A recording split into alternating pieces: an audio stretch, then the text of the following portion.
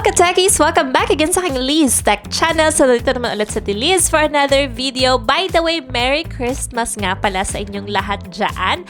And advance Happy New Year. So, etong video na to will be my last video for this year. Kaya naman, this video is i-feature ko na finally itong mga nire-request sa akin sa comment section na i-feature ang device na to. At yes, in this video, we are going to test and feature this Vivo Y21D. So, ayan na sa mga nag-request nito ha. Ayan na. Eto na siya.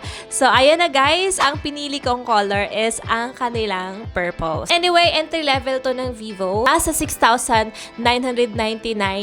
pesos ko lang nabili to. By the way, sa Shopee is naka-sale to ngayon. Nasa mga 6,100 plus na lang po ito. Eto na siya. In-unbox ko na siya actually kasi na-excited akong makita siya. So, ayan na siya guys. As you can see, ang ganda nga talaga niya. Parang flagship yung kanyang design, but actually this is just an entry-level phone of Vivo. And as you can see, the color itself, kamukha nyo yung mamahalin nilang variant. So yes guys, may dalawang rear cameras siya. And may LED flash. And of course, meron din siyang pailaw. Ayan, may pailaw din siya dito mga mima. So kung makita nyo rin, quad curve na rin po siya. Ayan, ang ganda po ng back niya in fairness. Ang ganda ng details. Lalo na kapag natamaan to ng ilaw. Ayan, makikita nyo parang meron siyang wavy na details sa kanyang back finish. Ayan, ang ganda. So very simple yet elegant po ang datingan ng Vivo Y21D. Pero kung hindi naman kayo mahilig sa purple guys, may mga other colors naman sila dyan, like the glowing black and coral red. Ayan, very youthful and elegant talaga yung mga colors at design ng bagong entry-level phones nila ngayon. So, ayan, eto yung purple na pinili ko. Matchy-matchy talaga siya sa aking damit at sa aking watch. I've been fascinated with purple colors lately.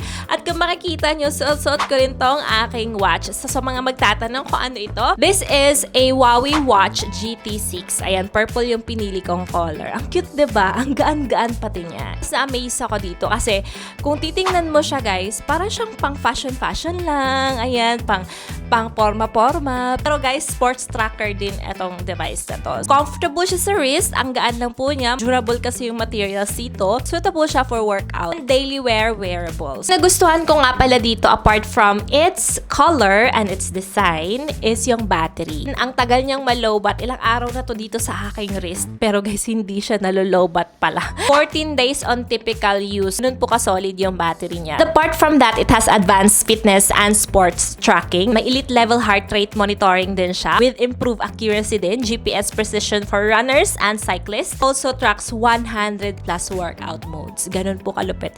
Etong smartwatch na to. Kaya hindi ako nagsisi guys to have this one. So guys, for me, this smartwatch excels in battery because it has a long-lasting battery life. Next is yung health tracking niya and sports accuracy. Premium looking siya. Kung makikita nyo, parang hindi lang siya halatang ganun yung capacity ng smartwatch na to. Good thing about this is naka-sale po ito ngayon sa Shopee. So, mabibili nyo na lang po ito ng 12,599 pesos. So, yun, if you guys are looking for a smartwatch, then go to YouTube shopping feature. Andyan na lang yan para madali na lang sa inyo mag-shopping. So, anyway, go back tayo sa Vivo Y21D, no? Natitinang naman natin kung maganda ba yung phone na to pagdating sa kanyang system. Ayan. So, as you can see, ayan, ito nga pala yung kanyang screen display.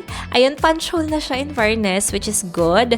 Though may chin pa siya, guys. Ayan. Ito yung screen quality naman niya. So, not bad na yung screen quality niya sa price naman niya. Ayan, malinaw.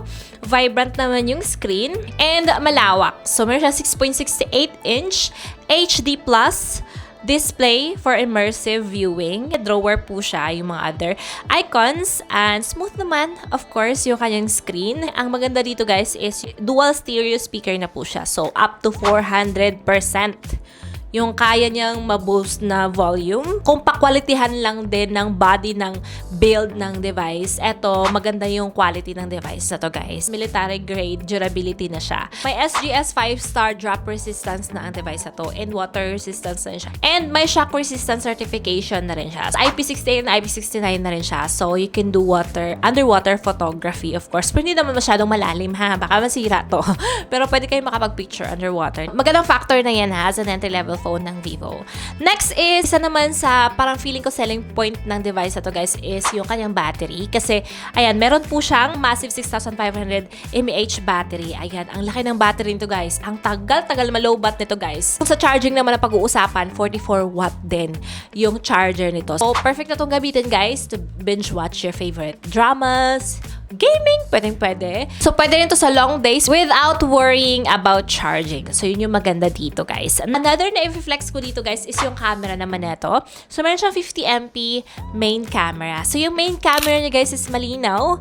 Ayan, maganda-ganda naman as an entry level. And may AI-enhanced imaging din siya. So, ang maganda doon is mas pagagandahin yung mga captures mo. Ayan, para mas magiging clear yung shot even in a different conditions. Yung front camera is sakto lang din. Though hindi ako sobrang na-impress sa front camera nito. Ayun, powered ito ng Unisoc T7225 chipset na may 4GB variant na RAM at meron din siyang other variant na 6GB RAM. At ang maganda rin kasi expandable yung storage nito up to 256GB. Meron lang kasi itong 128GB storage. Another thing is Android 15 na rin siya with FunTouch OS 15. And then guys, to see the performance of this device, nag-play kami ng games. And in all fairness, as an entry level, hindi naman kami binigo sa performance ito. Though hindi lang kayo ma-expect ng too much about the performance of this device, especially sa gaming. Kasi this is not made for gaming naman talaga. So, sakto lang yung gaming performance ito.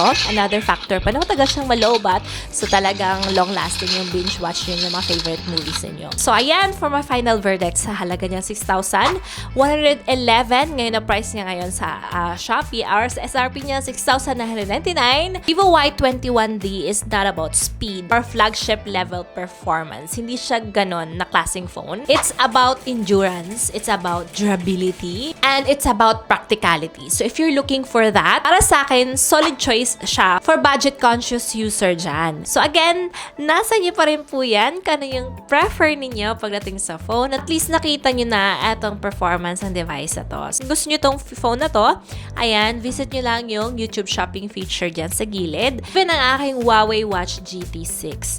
Nandyan lang po yan guys, para hindi na kayo mahirapan. Maraming po salamat ka-Techie sa panonood. I hope you guys like this video. Don't forget to share this video to your friends and subscribe to my YouTube channel na rin para mas marami pa kayong makitang videos like this. Thank you so much for watching and see you again till my next videos. Bye!